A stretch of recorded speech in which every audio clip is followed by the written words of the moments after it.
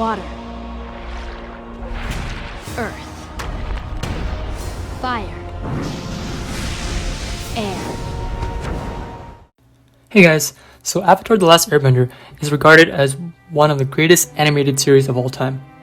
It aired on Nickelodeon starting February 21st, 2005 and ended July 19th, 2008. This show was a huge part of many people's childhood, including mine, and since this year is the 15-year anniversary, I decided to make a series of videos highlighting the different parts of Avatar. For the first one, I decided to do my top 5 favorite characters in the series.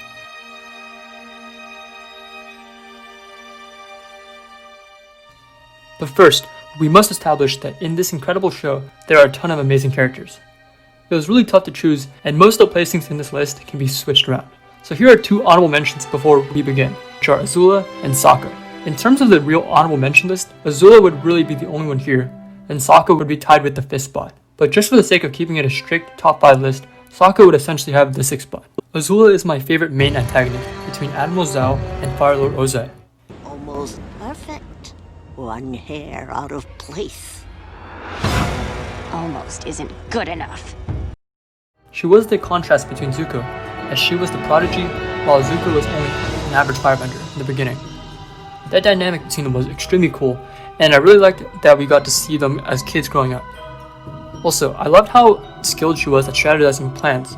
Situations like when she planned a coup to take over the Daily and the Earth Kingdom. And we can take it by ourselves. From the inside, we're in perfect position to organize a coup and overthrow the Earth King.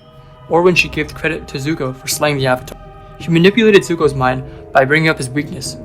All these moments made me respect her abilities, but were scary because of how cunning she was. Azula's mental state and her downfall for me was interesting to watch because of how the betrayal of her friends made her lose trust in people. It was a little tragic because she was just a 14-year-old girl who had no mother figure and chased the obsession of getting her father's approval. The other honorable mention is one of the original Team Avatar members, Sokka. You're gonna scare it away. I can already smell it cooking. So he's essentially one of my favorite characters in the series, which says a lot because I wasn't able to fit him in the list. But let's just say that the other 5 all have justifications of being my favorites. I love Sokka as he is super likable and charismatic. He definitely has some of the funniest lines and scenes as he is the main comedic water relief. style, southern water style, even foggy swamp style. That's called Sokka style. Learn it. And also gets many girls. I really appreciated that he was one of the only non-benders and that he had character development depicting how he perceived himself as not as useful compared to the rest of the group.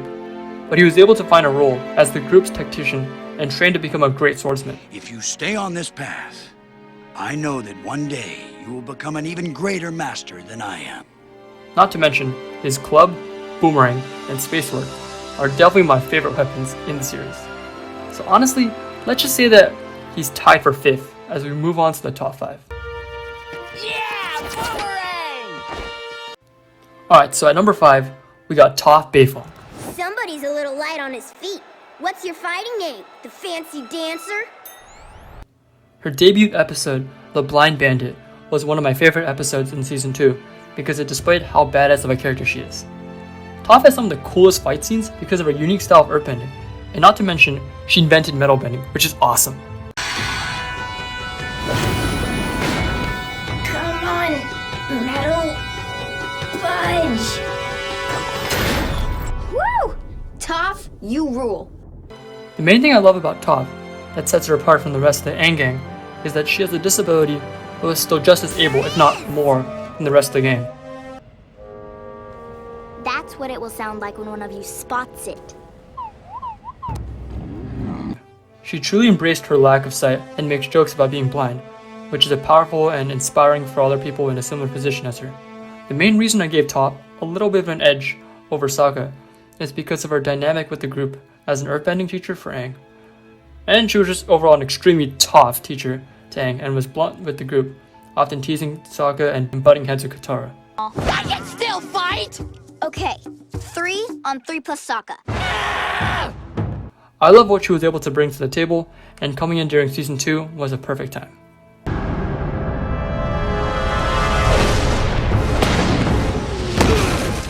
She's the greatest earthbender I've ever seen.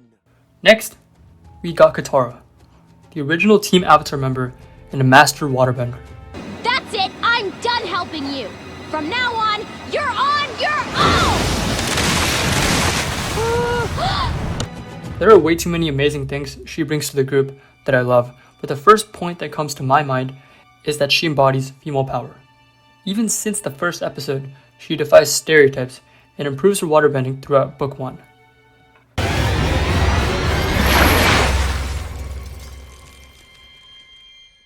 She was able to display her waterbending skills against Master Paku, Hama, and 2 finale fights against Zuko, and many others. She acts as a mother figure to the group and has a kind, sweet personality. This shows as she continues to teach Aang waterbending and keeps the other members out of trouble. We later get another layer of her mother's side story with Zuko that shows a darker side to Katara. That displayed a revenge story that made Katara eventually trust Zuko and created the ship of Zutara. But I am ready to forgive you.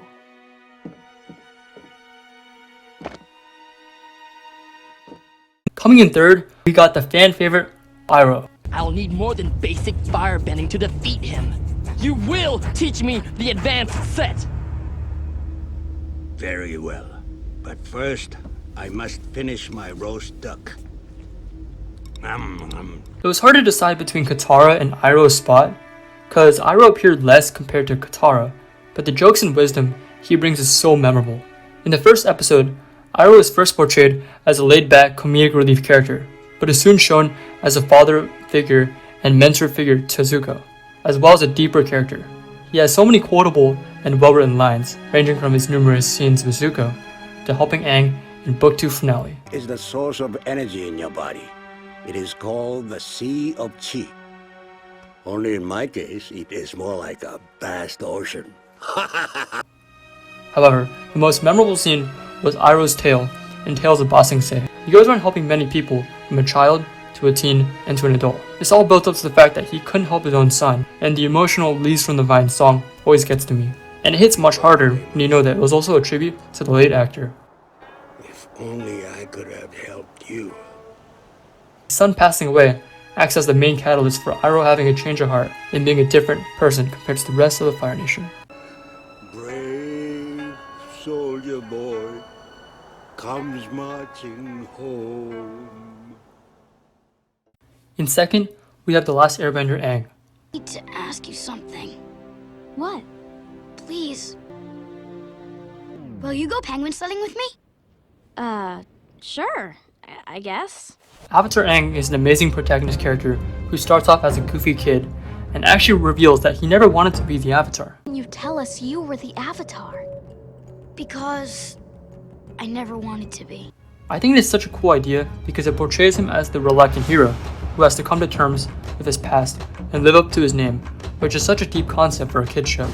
His character came with so many deep topics, including genocide, a coming-of-age story, and having the burden of living up to an expectation of the Avatar, and holding on to Air Nomad's ideology. To put it simply, I love his character growth, air fighting style, his glider staff, and his relationship to the rest of Team Avatar.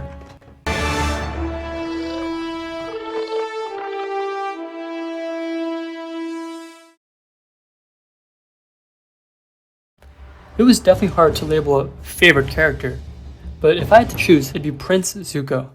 Hello, Zuko here. There are endless things that can talk about everyone's favorite Fire Nation prince, but I'll most likely make another video specifically for Zuko. So Zuko is my favorite character because he has one of the greatest character redemption arcs and storylines of all time. He begins as the main antagonist, cursed to chase the Avatar to regain his honor and his rightful place on the throne. Zuko overall is also very emo and relatable, who shows little emotion, which I like. I'm gonna rescue my dad. You happy now? I'm never happy. He's an edgy teenager with a narrow goal at first. Very soon, his character becomes extremely complex due to the reveal of his childhood, and lived in the shadows of his prodigal firebending sister. Another amazing aspect I love is the theme of destiny, that Zuko has to fight over because of what he thinks is right over what he must actually do. If I have to, I will spend every day of the rest of my life hunting the Avatar. I know it's my destiny to capture him. And in terms of the other parts of Zuko, I think his character design actually looks super cool, and his voice acting is amazing.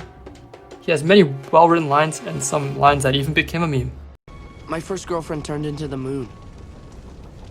That's rough, buddy. Alright, so that is my top 5 favorite Avatar characters. Hope you guys enjoyed this first part of this new series, and stay tuned for more.